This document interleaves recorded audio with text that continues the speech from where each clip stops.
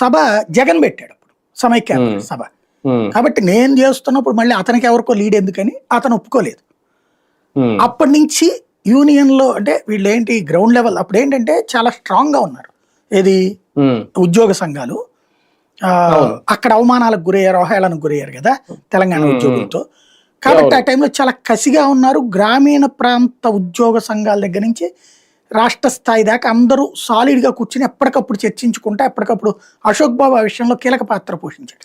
Communication సాధారణంగా ఉద్యోగ సంఘాల ఏదో మేము చెప్పినప్పుడు వినాలి అన్నట్టుండే నాయకత్వాలు కాకుండా ఎప్పటికప్పుడు కమ్యూనికేషన్ బాగా పంచుకున్నాడు. వాళ్ళు ఎట్లా అన్నారు, మనం ఎట్లా చేస్తున్నాం, వాళ్ళు ఎట్లా చెప్పారు, మనం ఎట్లా చేస్తున్నాం, ఇట్లా.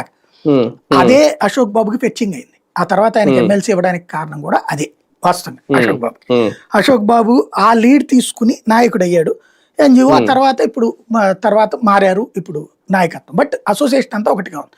వాళ్ళకి వైసీపీ అంటే ద్వేషం ఉంది.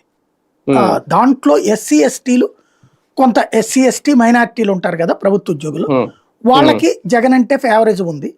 నాకు తెలిసి ఉద్యోగులు ప్రభుత్వ ఉద్యోగులు మొత్తం మీద ఒకప్పుడు రాజశేఖర్ని అపారంగా ప్రేమించేవాళ్ళు వాళ్ళు. ఎందుకంటే చంద్రబాబు నాయుడు ఎప్పుడు జన్మభూమిలని శ్రమదానాలని ఆకస్మిక తనిఖీలని వీళ్ళని సస్పెన్షన్లు ఇబ్బందులు పెట్టడాలు చేసేవాడు. అందుకని చంద్రబాబు మీద కోపం ఉండేది. రాజశేఖర్ ఎప్పటికప్పుడు యాక్సెస్ ఇచ్చేవాడు, ఆ మధ్యంతర వృత్తులు ఇవ్వడాలు లేకపోతే వీళ్ళు అడిగినవి చేసి పెట్టడాలు చేస్తూ ఉండేవాడు. వీళ్ళ కోసం ఒక వ్యవస్థ ఏర్పాటు చేసేసాడు అతను.